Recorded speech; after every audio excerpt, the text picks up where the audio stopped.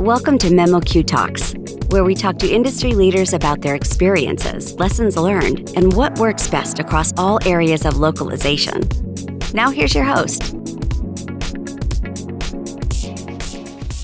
Hello everyone, and welcome to this newest episode of memoQ Talks. Today my guest is Ashley Casovan. I hope I pronounced your name correctly. That's the one thing I forgot to ask before we came here. She's managing director of the AI Governance Center of IAPP. That's a nonprofit in North America. Ashley is based in Montreal, Canada, and that's my personal experience that she's one of the most consumer experts on AI governance, one of the most current topics of this day. So, Ashley, we are honored to have you on our podcast, and I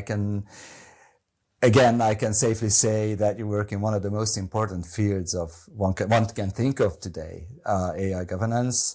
And I have countless questions about it, so much so that I have to exercise restraint just to keep the time. That said, I always prefer to introduce my guests to the audience first. And I keep looking at people's LinkedIn profiles, other profiles. And your profile tells me you are the consummate public servant with a very diverse background, which is something that is very much to my liking.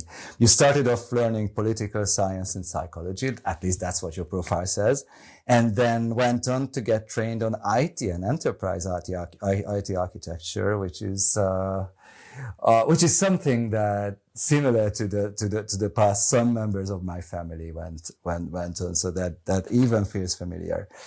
But from roughly 2018, your interest turned towards artificial intelligence and the responsible use of artificial intelligence, to the extent that today you are one of the most renowned experts in AI governance. So please, it's not even my place to talk about you. Please tell a bit about yourself. And you can imagine I'm most interested in hearing about the turn to AI, the point in your life that sparked your interest in AI. Yeah, no, thank you so much. And it's a real pleasure to be here and have this conversation with you. And really thanks for the kind introduction. Yes, my profile, I guess, was accurate. So I don't need to repeat any of those pieces, but maybe just augment some of the rationale and how I got to here, and how that led me into then working on AI governance with IAPP. So as you mentioned, I was in the public service. I actually was at municipal government prior to joining the federal government. And prior to that, I was involved more in the political side. So I had the opportunity to be exposed to campaigns in 2008, which was a very fascinating year. I had the opportunity to work in the US on Obama's campaign. And that was a really interesting time where, and especially juxtaposed with what was happening in Canadian campaigns at the time, where there was a lot of collection of data. And that I think I had firsthand experience really seeing the power of data being used for predictions. So a lot of what we were seeing then was able to then predict outcomes that were real. And that was not the case where we were not collecting that data in Canadian campaigns at the time. So I think that having done that, come out of right out of my undergraduate studies, I think that it was a really impressionable time, but also made me think about how I had always been really interested in the work that government does, and the work of the kind of the machinery of government. And, but then having that experience with having these data-driven predictions, I really had applied that lens to then interest in the public service. So I worked in municipal government, as I mentioned, got involved in open data work because at first it was just about not even making those predictions. It was just collecting the data and making sure that it was exposed in a way that both the government and then the public could use it, recognizing that data as an asset for the public. And then I moved to the federal government to do the same thing, working on open government work. And then that made me see how, or gave me exposure to how government is managing and using data and information, and where that works sometimes, and then where there's challenges, which is why I got really interested in enterprise architecture. And then again, kind of with my interest in governance, I got really interested in how then that data is being applied to current technologies, which is how then I got involved in development of strategy and policy for government's use of AI systems. And so that's when in 2018, I started working on what is now the Directive on Automated Decision-Making Systems that the Government of Canada had. And that was one of the first risk-based policy approaches that we now see reflected both in, again, how government's using systems, but then in external regulations like the EU AI Act. So it was an interesting time to be part of all of that. And then since then, I've been working both in government and then in various different nonprofit sector roles to be able to unpack how do you support those tools primarily through standards. And so whether that's the standards of the technology, which is what I was doing previously, or the standards for people, what kind of qualifications do people need to be able to manage those systems effectively? That's what I've been really, really interested in from a governance perspective. Thank you very much. Just to help out a bit our viewers who are outside North America, when you mentioned federal government, it's the federal government of Canada, right? Correct. Yes. Apologies. Yes, the government of Canada. No, don't apologize. It's just like when I was interviewing the Director General of Translation for the European Commission, I asked him specifically to talk to people outside Europe, and this is something that I also want to emphasize, that people from all over the world are watching this, because it's not for memoQ customers or not restricted to memoQ customers. This is supposed to be listened to by the entirety of the localization industry, and also people who use the services of localization industry. And it's really important that they get a proper understanding of these topics. So I want to press on, and I didn't know about your work with standards, because I would have gone into that, but that ship has sailed. So I will press on for more questions about AI governance. And I want to ask something very basic. What is AI governance, and why does the world need it, and who needs to practice? I think that many people define governance in different ways. And then when you add in AI, people define AI in different ways. And so that is where you have a lot of confusion. For me, simply, AI governance is the management and oversight of AI systems and AI programs, and whether that's within organizations, or that is thinking about the policy or all of the supports around how those systems are managed in society. That's how I think about it. I think maybe just to expand on that a little bit, similar to what I was saying about standards, and no worry, we can slip in some comments about standards, because I do usually anyway, is really thinking about then the types of processes or policies, processes, people, requirements that you need at an organizational level, at the technology level, and then at the people level. And so I think that those are just, again, expanding on how I think about AI governance. That's what I would include it as. Thank you very much. And this whole structure, this whole governance structure is there to ensure that AI is being used responsibly. All kinds of technology are being used responsibly. So we are talking about the ethics of AI, but pretty much every piece of technology, especially automation technologies, have all these governance and ethical perspectives. But when we are talking about responsible use of AI, what makes the responsible use of AI truly responsible? I guess there are principles which apply both to the models and the way they are applied to various tasks, but But I just have a feeling that there is more to this, and there is a kind of holistic way of looking at it that would kind of help us behave towards what we believe would be truly responsible.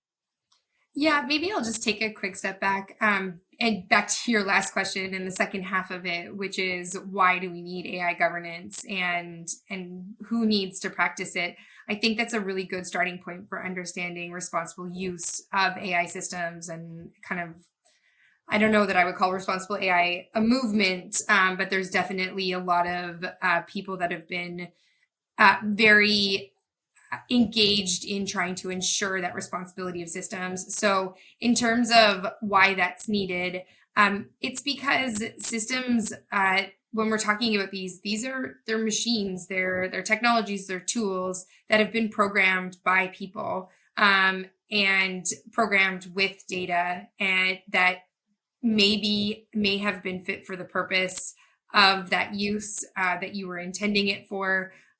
Or maybe that data was collected for a very different reason, and now it's being used in a machine where you don't really understand the functionings and how it works. And so I think that a lot of the principles, which I can get to in a moment, were really established because there was this understanding that there does need to be some governance and management of those systems, and that people need to be part of that process throughout the entire life cycle of designing, developing, and deploying an AI system. And so from that perspective, when then you reflect upon, well, how would you want an AI system to, we see that there's a lot of promise and opportunity from this suite of technologies, I'll say.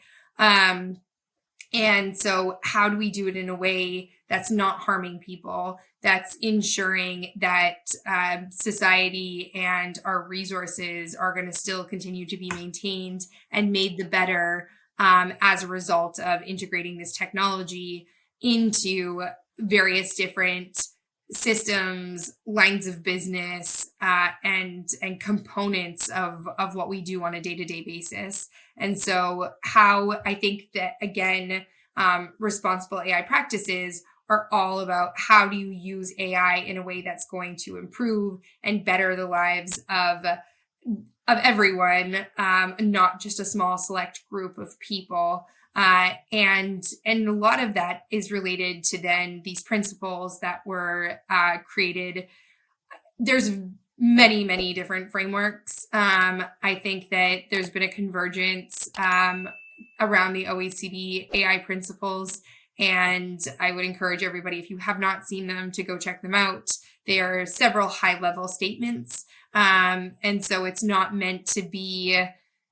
There's a lot of interpretation that's required. It's not going to give you everything that you need to know how to manage those systems. But what they are these guardrails for, again, our kind of common contract amongst the AI community, those that are using it, those that are designing and developing it, like I was mentioning, and those that are governing it, to say, okay, we want to make sure, as I was mentioning, some of those principles include ensuring that these systems aren't being harmful, that they're not negatively or adversely impacting specific communities. And so that's where you hear a lot about bias come up. And so making sure that there's equitability amongst or parity amongst different populations that might be using these systems.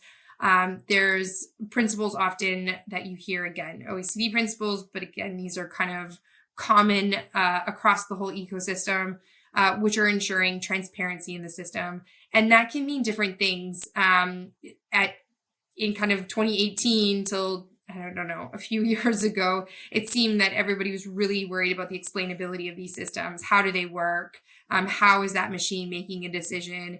How is it similar or different than a human? And that's kind of gone by the wayside. But what people do want to know is they want to understand when a machine is being used. And so that idea of transparency is just knowing, when are you communicating with a machine versus when are you communicating with a human? So again, without getting into all of these, I'm sure we'll talk about some more of them throughout the conversation. the idea really at the heart of it is to ensure what it says, that these systems are used in a responsible way. Some other words that have kind of come up through over the years have been ethical, but recognizing that not everybody's ethics might be the same, then that's where it shifted to kind of a more holistic, comprehensive word. And then we also have seen in recent years safe and trusty, and those are being used. I would say, again, sometimes to mean more about the safety of the system. Is it behaving in the way that it's intended to? Is it going to physically harm someone? And then trust is a big deal because there's a lot of surveys that show that there's public concern around how these AI systems are being used. Will it replace workforce? There's a lot of different drivers of where that lack of trust is coming from. And so a lot of what organizations are doing related to responsible AI is to try and embolden that trust in their customer base or the users of those systems. Interestingly enough, when you were talking about various requirements, and I agree fully that just talking about ethics is not enough. Being ethical doesn't say anything about how exactly you should behave, what the guidelines are that you need to behave according to. And interestingly enough, you mentioned that explainability was kind of a requirement or a concern until a few years ago. But if you look at, for instance, the EU AI Act, it still lists explainability, repeatability, and transparency as some of the requirements of the AI systems. And that my next question was about the biggest challenge that you see. And then I was going to go into an example, but seeing as the generative AI systems are probably the most the least explainable and most unpredictable computer systems I have ever seen. But there's a reason why they are like that. There can always be some inadvertent negative and positive consequences of them being used in a certain way. So looking at all that, what do you think is the biggest challenge in the way of achieving responsible use of AI, if we are returning to that term? Yeah, I like the term, so I'm happy to return to it anytime. I actually think there's two interesting camps forming right now around responsible AI, or at least around some of the concerns, and I think that both are very important. So the first one being the kind of more classical, traditional use of AI systems, and I think that this is primarily automated decision-making systems. And so whether this is a type of AI technology, and then maybe I'll just take a really quick step back and explain what I mean by this. So when we're talking about AI, it's not one monolithic thing. It is a suite of different types of technologies and tools. And so you can have very simple prediction systems, and then you can have deep learning. And that's why, even back to explainability, it's not, even though, yes, you're very right to say that there's still requirements for explainability. And when I say it's gone by the wayside, I more so mean there was a lot of concern around people wanting to know exactly how those systems were functioning previously. And then I think with more of these deeper learning models, there was the recognition that we're not going to necessarily understand kind of the step-by-step forensic output of how those models, or we'll never have that forensic output of how those models were working exactly. But we can understand and reason how they came up with that based on what those inputs are. And so, yes, different types of explainability. But I say this as an example to explain that because AI systems are not one type of technology, they don't all work in the same way. They all use different inputs. So various different data, as I was mentioning before, maybe data that was intended or collected for the use in that system, or maybe data that's historical and was collected at a time where this wasn't even an imagination of how a machine could use that. And so that has a lot of consequences for then what that output will be, whether or not it's accurate, whether or not the right correlations and therefore a prediction is being made. And so those are the types of things, and those are, I'll just stick with those classical models right now, that I think you have still those same problems that we have not overcome within our governance or policy frameworks, because those systems are being used in so many different contexts. And so you wanted to talk about standards. We don't yet have standards or policies in each of those different subject matter areas in order to understand, okay, this is what good looks like when making or when using this type of system in this type of context. And so I think that that's the biggest challenge, is that we're still lagging behind in terms of and I'd say policy in the broadest word. I'm not one to say that we need to have regulation over absolutely everything. I think it's a suite of controls that could be a formal policy that's coming from a government, or it could be a best practice that's coming from an industry association that everybody within that community looks to. So it's just to have some common set of rules so that everybody within that community, again, when you're designing, developing, deploying, procuring these systems, you know what is good. So that to me is kind of challenge number one. I am, I guess, deeply concerned. I call them small cuts, but it's the things that add up over a period of time when a lot of users are being impacted, and a similar group of users are being impacted by those systems.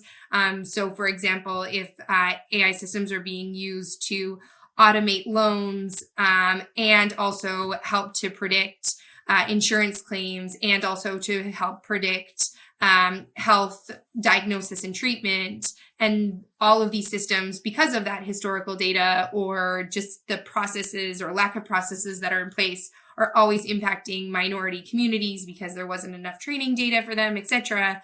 Then that's a problem, because even though they might be small things, like you got accidentally the wrong diagnosis the first time and you have to keep going back, that can impact other things. It can impact your credit score. That leads to more troubles. And so that's where I think that these are the small cuts that concern me in that first camp of classical models, if we don't have appropriate rules over them. And then the second one are the catastrophic risks that we're seeing from a lot of the generative AI companies that are talking about how close we are to potentially artificial general intelligence. And that's just, again, there's not even a definition for what that is or when we will surpass it. But I raise it to say that even in this last 6 months, but really a year, I've been really surprised, as somebody that's been following and using these systems for many years now, how quickly they've gotten so good. And especially these reasoning models, I think that we are going to have a lot of opportunities and companies are going to want to use them because they're going to be advantageous for companies. And so I think we really need to get some rules around how they're going to be functioning, what's acceptable, what's not acceptable. And I think that that's the kind of second category of stuff that, or of challenges that I'm personally concerned about, but I think that many others in this community are. Thank you. Yes, that resonates very, very strongly with me personally and the localization community as well. We have been feeling how best practices are indeed lagging behind the technological advances, and in the language industry, you can also see this kind of inequalities. While there is no clear guideline of what kind of translation automation strategy you need to apply to a certain scenario, and people in various organizations really have the tendency to just slap one generative model on all translation tasks, then you have to consider stuff like the training, half of the training data is English, and all the other languages share the rest. So the quality of translation that you can achieve from Turkish into Hungarian will be fundamentally different than, for instance, English into French if we are staying with Canada. And we also have been feeling that not only best practices, but research is lagging behind, because there was only so much time to conduct this research. So ChatGPT was published late 2022. It takes time and money and effort, and really a lot of human effort, to put together credible experiments that yield results that you can base practices on. And simply there was not enough time to conduct these. These are emerging, but not quickly enough to my taste.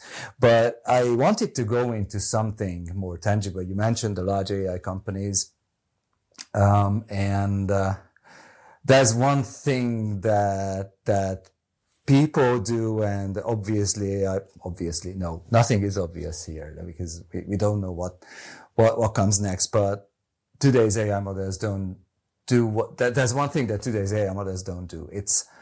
They don't have the motivation to behave ethically or equitably. They don't have motivation, period.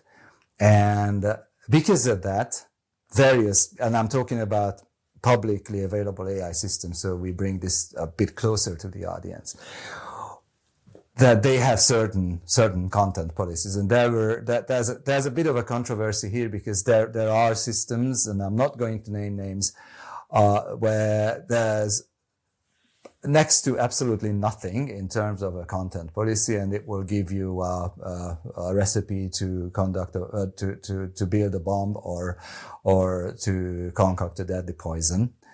While there are some others, some of which I myself use. Hands up. I don't know how many hands we would see if we asked hands up those who never touched the public AI system, of those who are listening to this. So there are others where there are so strong content policies that you cannot talk about illnesses, because it will refuse to answer, because it somehow interprets. So what would be, again, this is something where we see no prevailing best practice, because there's Wild West out there. If you look at the public AI systems, what would be a middle ground here? How would you handle this? Really, I would just want to bring that closer to the ground, so audience feels closer to this. Well, I think a couple of things here.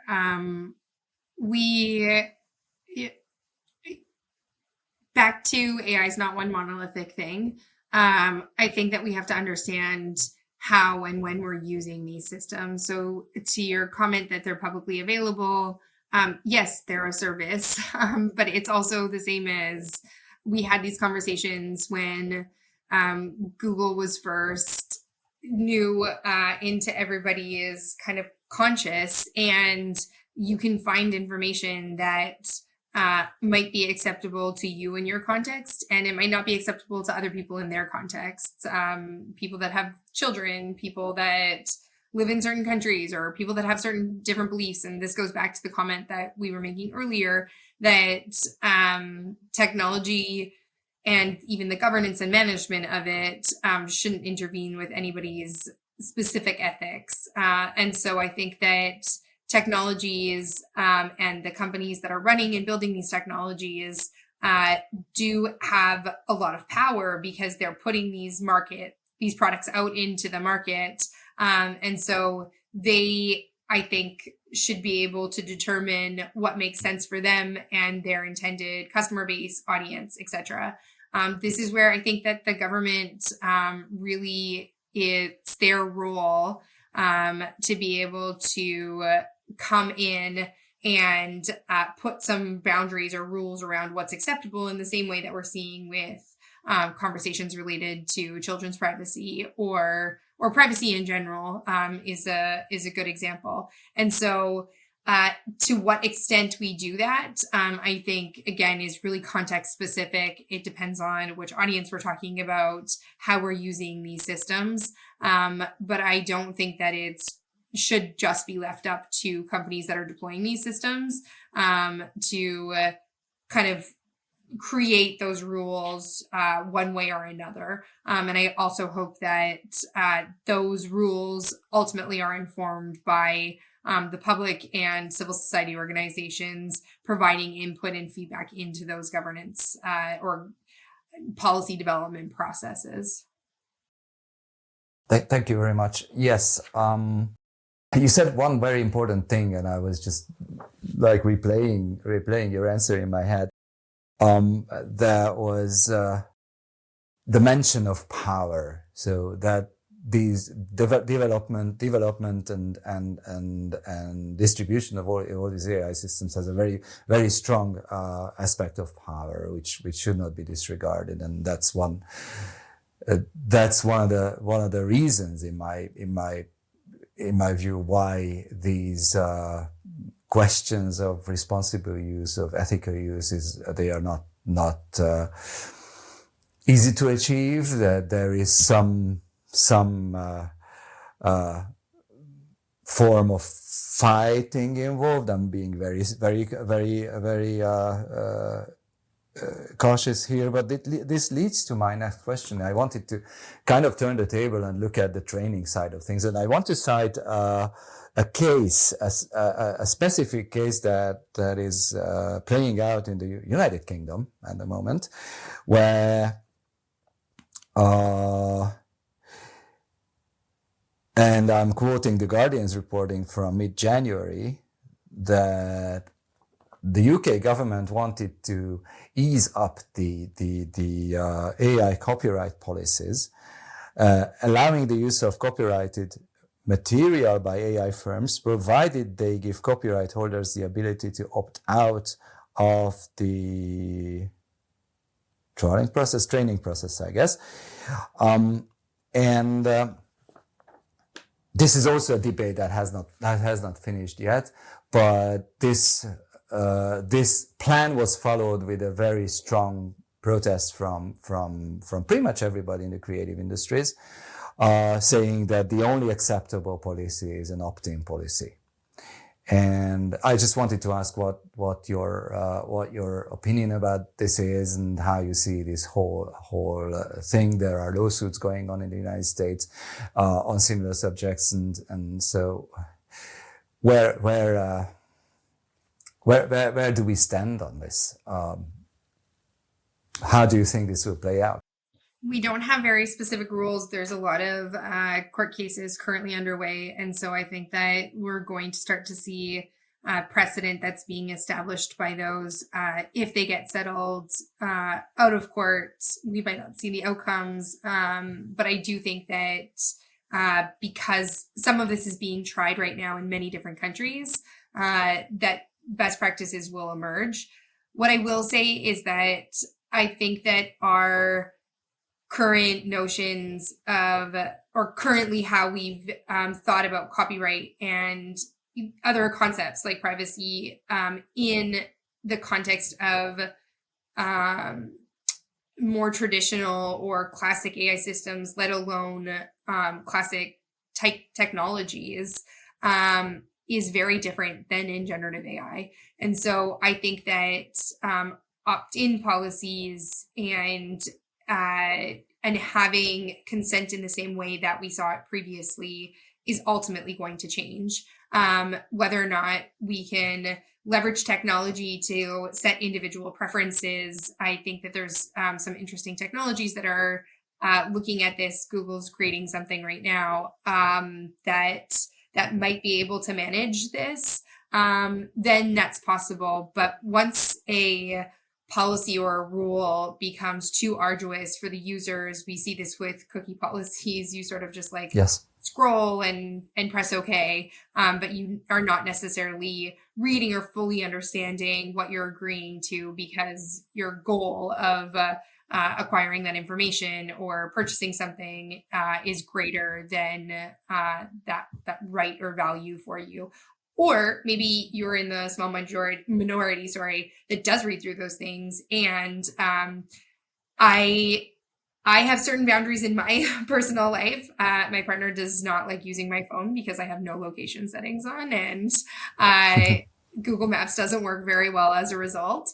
And that's okay. I'm completely fine with it because I know the user experience that I'm having. I know the user experience that I'm missing out on, and I'm comfortable with that because that's the trade-off that I'm personally choosing to make. So I think what we'll see is we're going to land in a space that has some of those guardrails still, but ultimately it'll come down to a more personalized consumer choice, which then just the only thing that I would like to say on that is that I really, really believe that we need a lot more digital literacy generally, so that people and consumers and users within organizations, it's not just in my consumer day-to-day life, it's consumer or literacy within my job. What are these implications meaning for how I do my work? I think that is vitally important. We are not, and that's why I go back to why I wanted to break down what governance means is when thinking about governance at the organizational level, that's you setting up your programs and your policies and thinking about what your organizational structure is going to be to manage all of that, manage all of these systems, even just what types of AI am I using?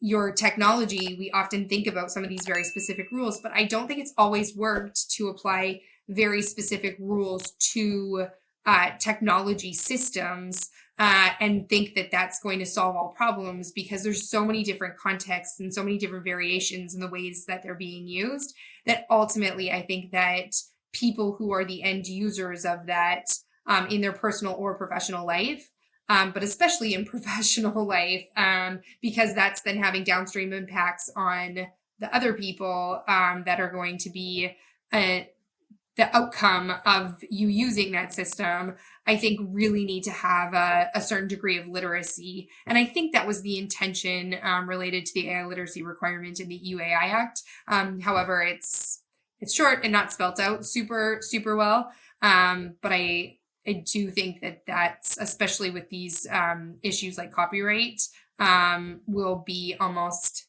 it's hard to see a world in which we're not making case-by-case decisions right now. And we have kind of blanket rules that are one size fits all, at least until we get into sector-specific legislation.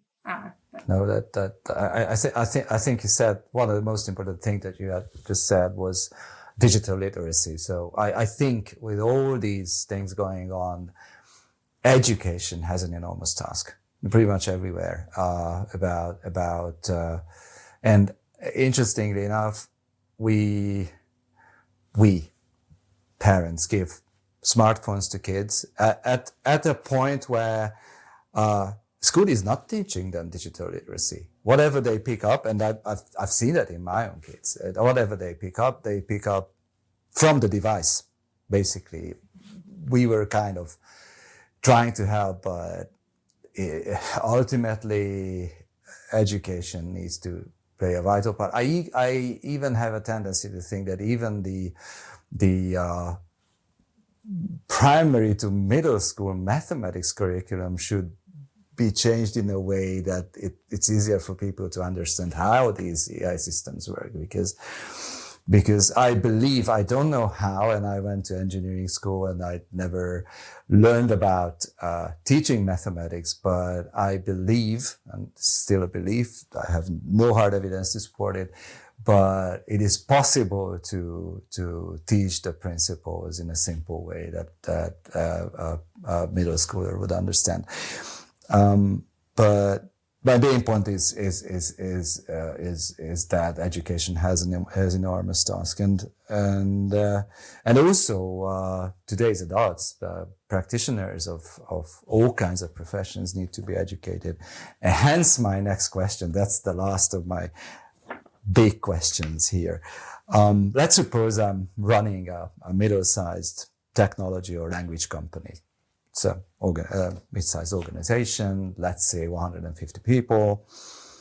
And I plan to incorporate AI in my processes, maybe even develop my own AI model or acquire my own AI model by fine-tuning a publicly available one. And I know I need to implement various policies about this, just like with information security or with data protection.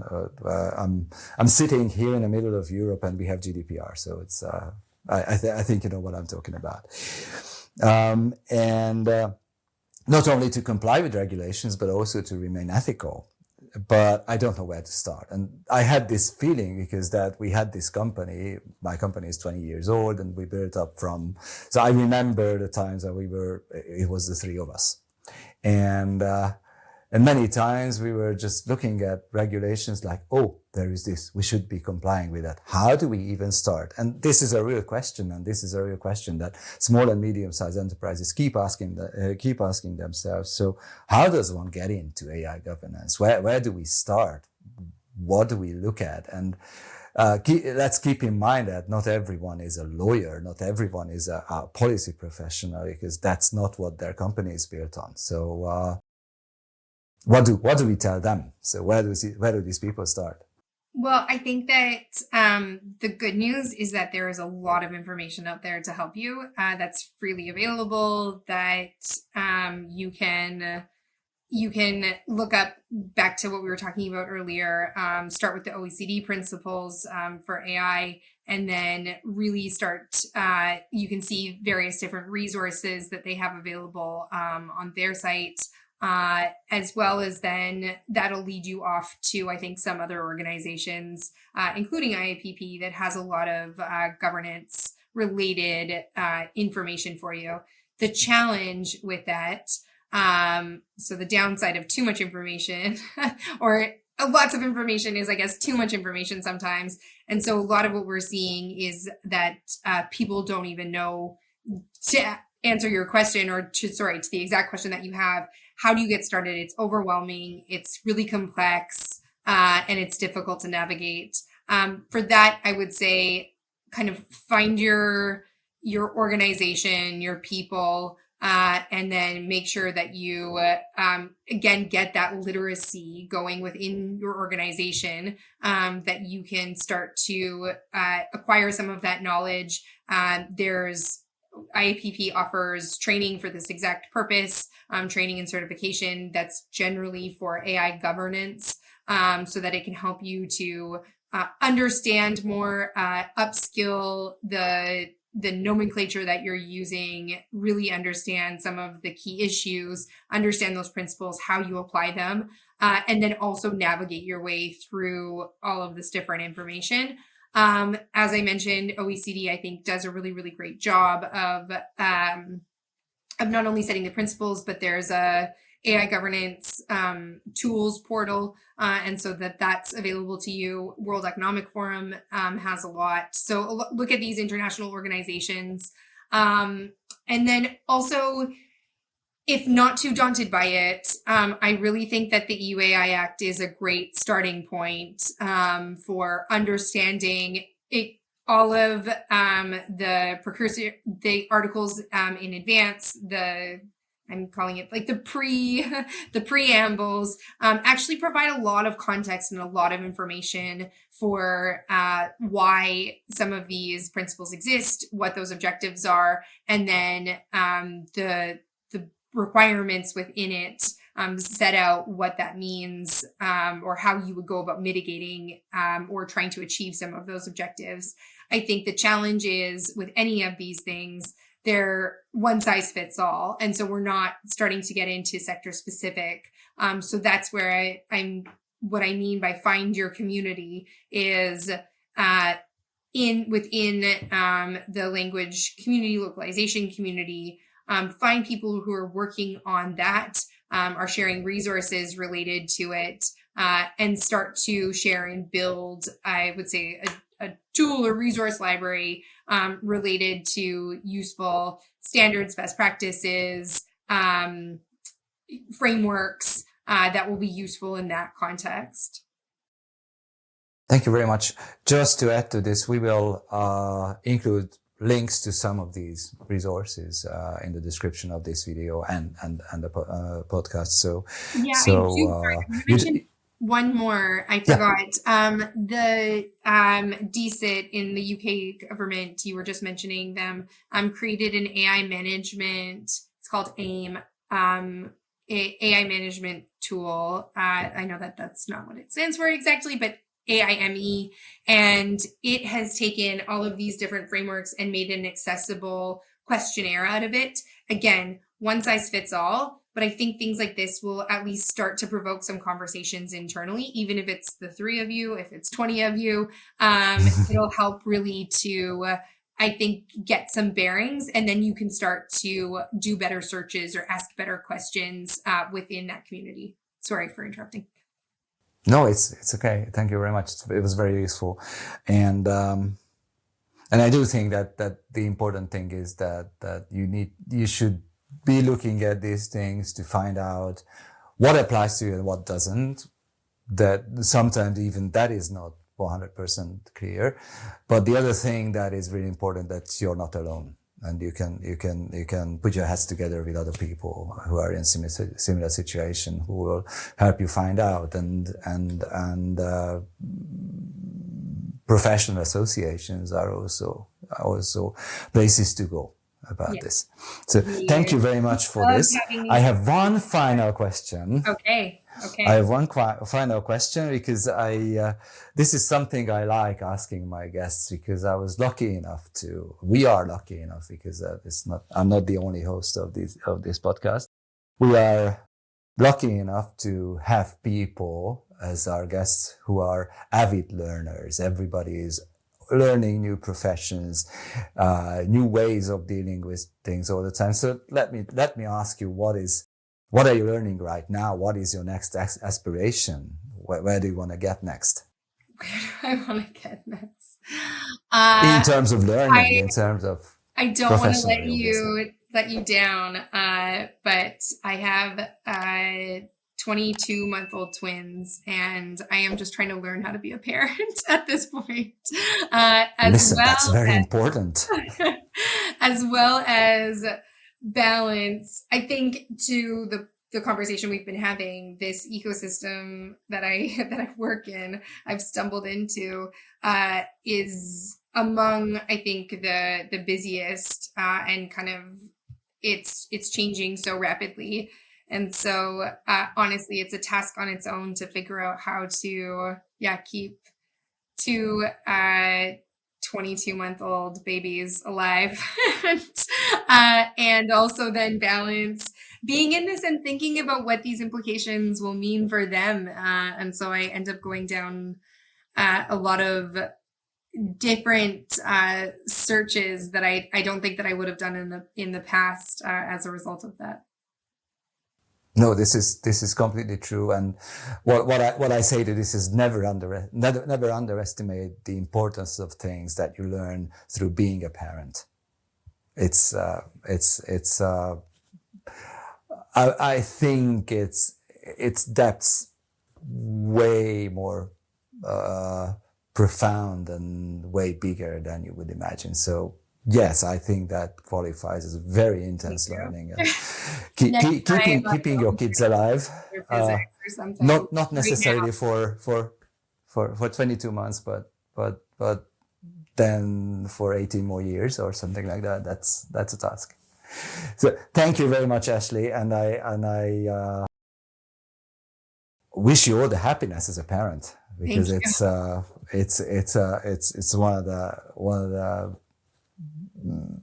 biggest challenges, but also one of the most rewarding things in life. And I think I just stated the obvious here. So and with that, I'd like to thank you for your time. So everyone, this was Ashley Casovan on the memoQ Talks podcast. And I'd like to thank our audience for watching this or listening to this. Don't forget to like and subscribe if you liked it.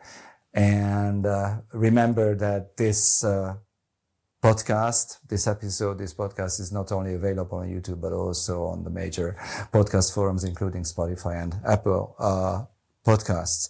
So with that, thank you for your attention. Ashley, thank you for your time again. And see you in the next episode. Thank you very much.